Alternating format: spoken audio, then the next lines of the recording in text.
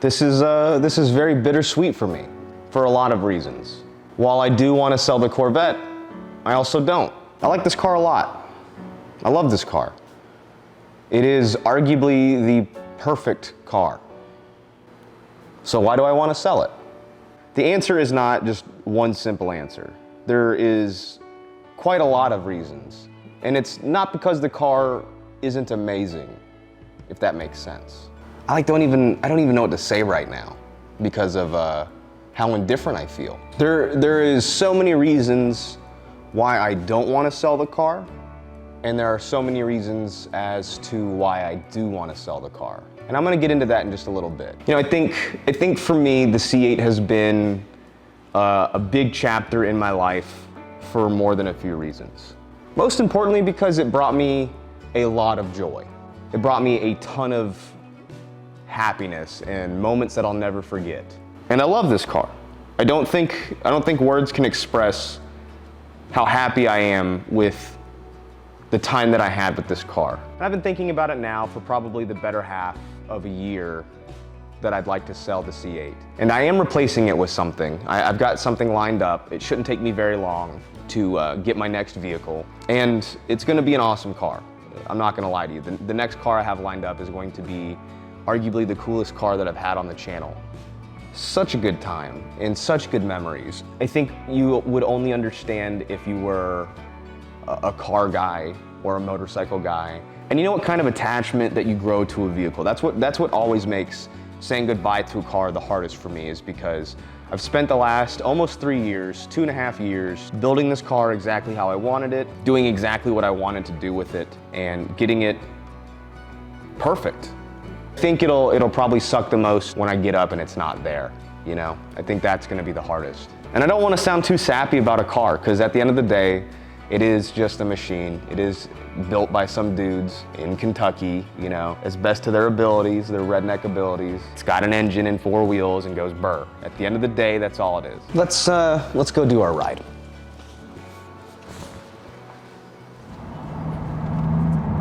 I'm bittersweet for a lot of reasons, because I just don't like getting rid of my cars. Obviously the question is, why am I getting rid of my car? There's a couple of reasons, and I'm gonna go into those as in-depth as I possibly can. I think first is probably the most obvious, is that it's an expensive car. And I don't mean it in a way that, like, I can't afford it and I can't keep to maintain it. It's a very nice car for me. You know, I know there's a lot of other people out there who have Lamborghinis and all that other crap, and you know, those are very expensive cars. I don't want to downplay that, because at the end of the day, this is just a Corvette, right? You know, but it stops me from enjoying it the way I would like to enjoy my vehicle, if that makes sense. So obviously I'm up at AMP all the time, and I could totally throw this thing on the track. I don't really want to, even though that it's literally what it's built for. It'd be perfect for it. It's such a nice car that I don't want to put it on the track. I don't want to track the car and beat the shit out of it and devalue the car, because it is an expensive car, and they have devalued, you know? I paid way too much for the car. I know that now going into it. I was one of those gotta have it now, gotta have it early people, and I paid way too much for the car. I fell into the whole consumerism, you know, FOMO, you know, fear of missing out. I still don't have any regrets about buying the car because of how much fun I had in it, right? I had so much fun in this car that it was worth it for me. Financially, it made sense, and the content that I made with it, and the fun that I had with it, and my money that I got back from the videos and the sponsorships and whatnot on the car has made it worth it for me, right? For sure. But if I were to beat the shit out of the car, if I were to drive it on the track and abuse it like I want to, all that money that I spent in the beginning is kind of for naught. That's fine for some people. It's just, I have a hard time doing it on something that is so nice. Like, it makes me feel bad. You know, when I romp on it, when I get down on it, it makes me feel bad. I don't like the way it makes me feel. Even though the car handles everything so well, arguably the perfect car, in my opinion. Like, price point wise, now they've come down to be more reasonable. You can get into them to damn near MSRP depending on where you're buying it. Mind you, I'm still in the middle of nowhere, Georgia. They're not selling for MSRP near me. You have to drive crazy far distances. I think the only ones that I've seen that go for MSRP are in Texas or California. And even then, the price market is so fucking weird. They either go for MSRP or they go for like $30,000 over. There doesn't seem to be an in-between.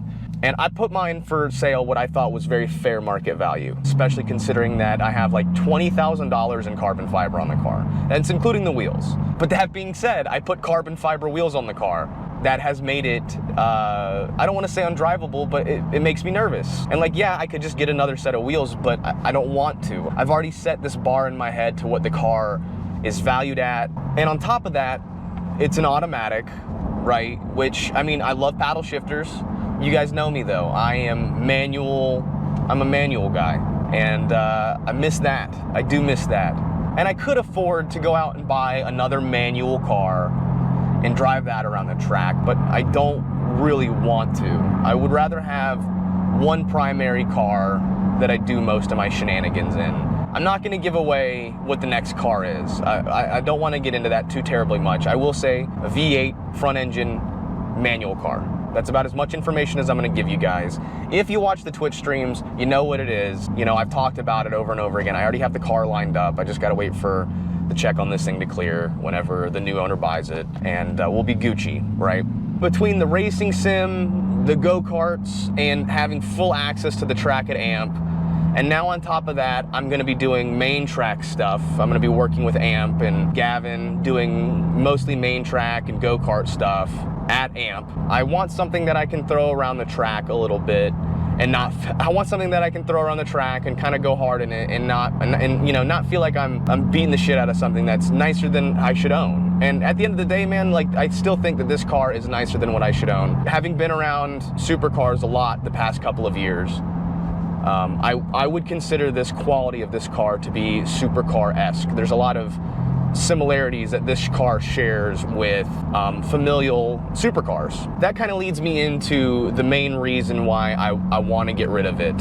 And also this pertains to my area alone. This is my area. This isn't like if I drove this car in California, or like LA or Las Vegas, I wouldn't feel like this. But I live in a small town in Georgia. This is such a harsh reality for me, and I hope you guys don't think anything less of me for this, but it's the nicest car in my neighborhood. Every time I go to the gas station, I have people come up to me and take photos of it and talk to me about it, which is every car guy's dream, right? I would like, of course it is. I love that, but it's different with this car. I think simply because it is mid-engine, I get a lot of must be nice attitudes towards it. And I'm not gonna lie, I've fallen into that a little bit. It is nice. It is very nice having this car, but it makes me feel a certain kind of way about myself that is untrue. You know, I realized this about myself about a year ago. It's just been slowly like digging away at the back of my head, making me kind of want to sell it, which is I feel better than I am in this car. First of all, it makes me feel like a better driver than I am. It's automatic, it handles perfectly. It does not wane, it doesn't oversteer, it doesn't understeer. It has grip for days, plenty of power, lightning smooth shifts. And not only does it make me feel like a better driver, but it kind of gives me like a superiority complex. And at the end of the day, I recognize it is still a Corvette. You know, it's not a Lamborghini, it's not a Ferrari, you know, it's not a McLaren. I can see now how easy it is when you have that kind of stuff to fall into that I'm better than you, I deserve more than you attitude. And I've had to check myself on that. I checked myself on that, and I recognize that the car doesn't make me a better person. I'm not gonna lie, I feel just a general sense of like, look at me.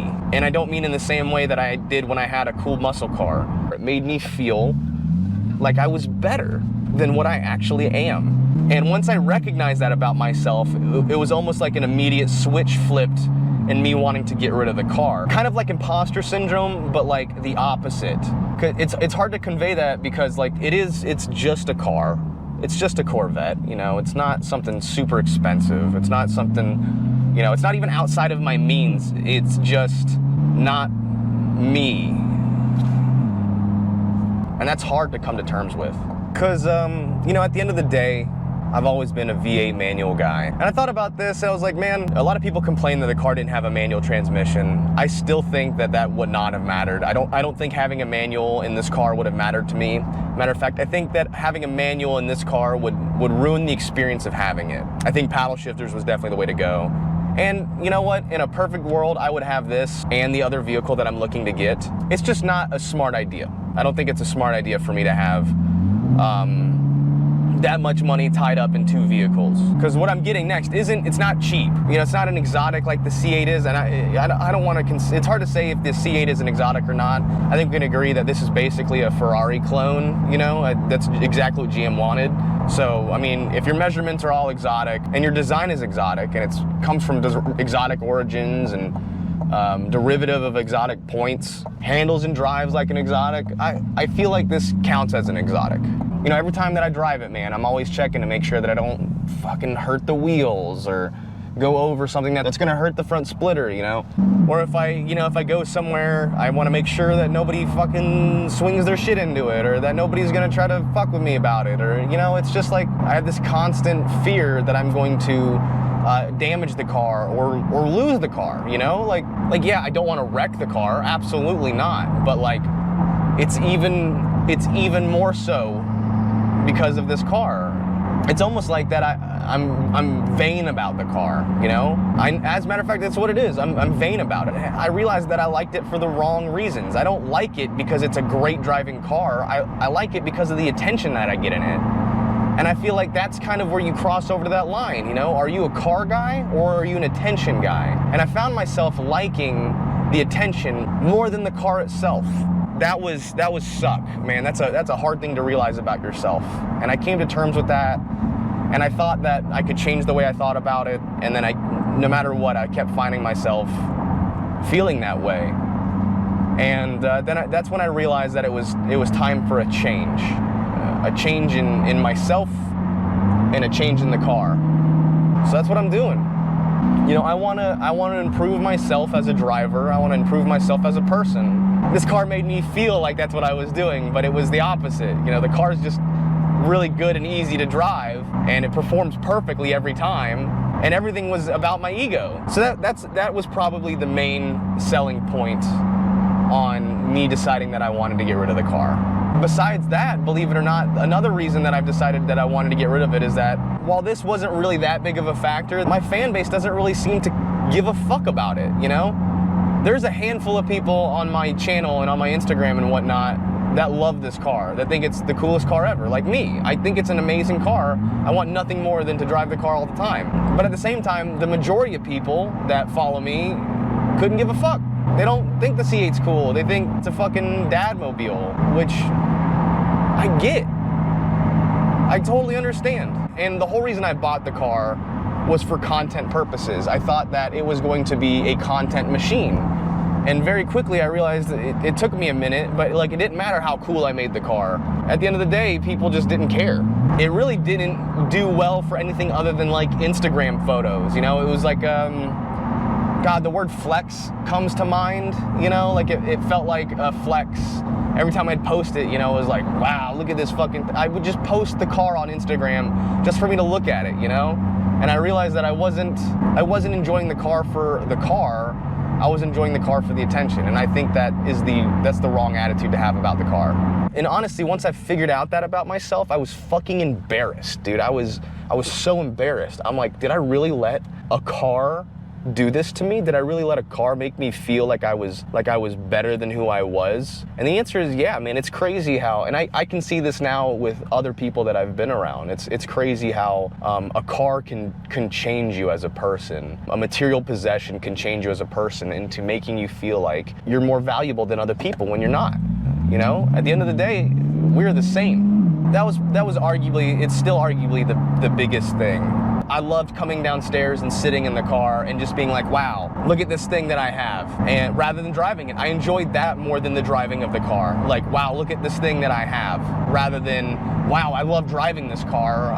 It was the opposite. I would get nervous driving the car, then I lose this thing that I have so much money invested in, and which I have so much emotional attachment to. It's like I just couldn't handle that again. I just could not handle the possibility of that again, and it like ruined it for me, which is unfortunate because at the end of the day, I think that this car is beautiful. I think it's amazing. I think the design that Chevy put into it, maybe not in its stock form. I think that looking at a stock C8 versus like a modded C8 physically, there's no comparison. I don't think a stock C8 looks good. But when you put some wheels on it, and you put some aero on it, some carbon fiber and a wrap, I think the car looks amazing. And it's hard because it is something that I've given many fucks about. But in my heart, I know I'm doing the right thing for myself, for my channel, and just in general. I think the decision that I'm doing and the whole situation, I think that I'm making the right decision. And I know a lot of you guys probably don't even really care that much. It's like, oh, you know, whatever. I didn't really make that much content with the C8 because it was kind of like,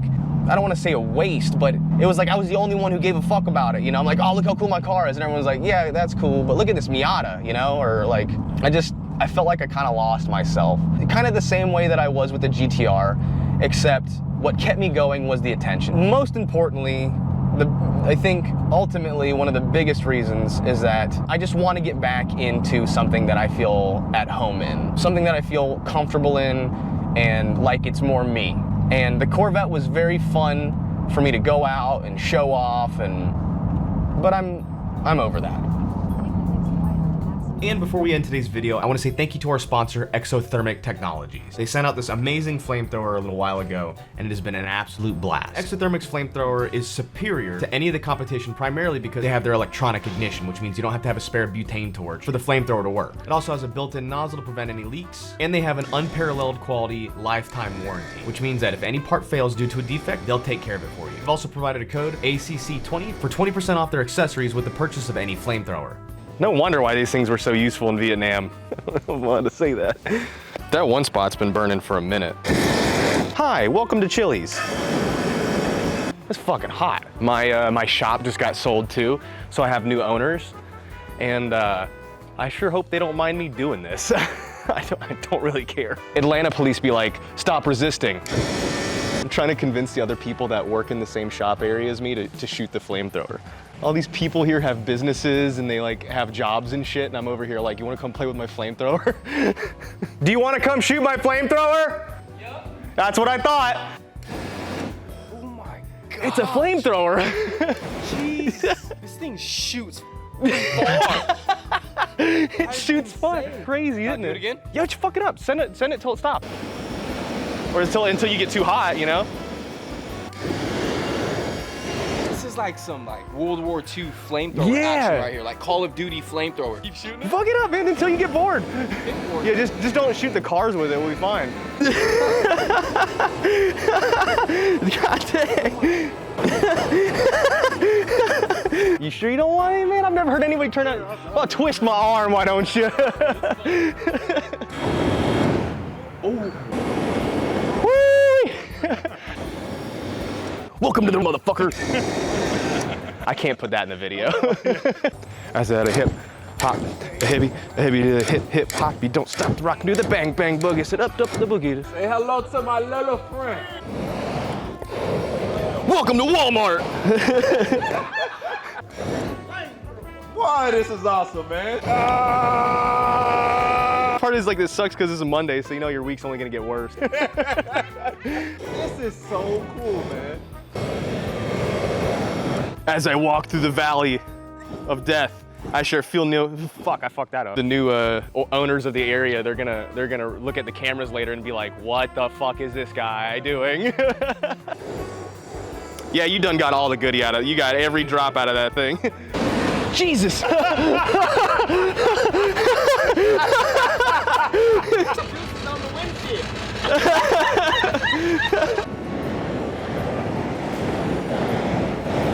Oh, that is hot. Did you see the little fire tornado? It made like a little fire tornado. Right with fire, you get boing. All right, man, that was a ton of fun. Thank you, Exothermic, for sending this out. I got a coupon code for you guys right here. Seems like everybody else in the car park had a ton of fun with it. I did, I know I did. I mean, how can you not get giggles out of a flamethrower, man? Anyway, y'all have a good one.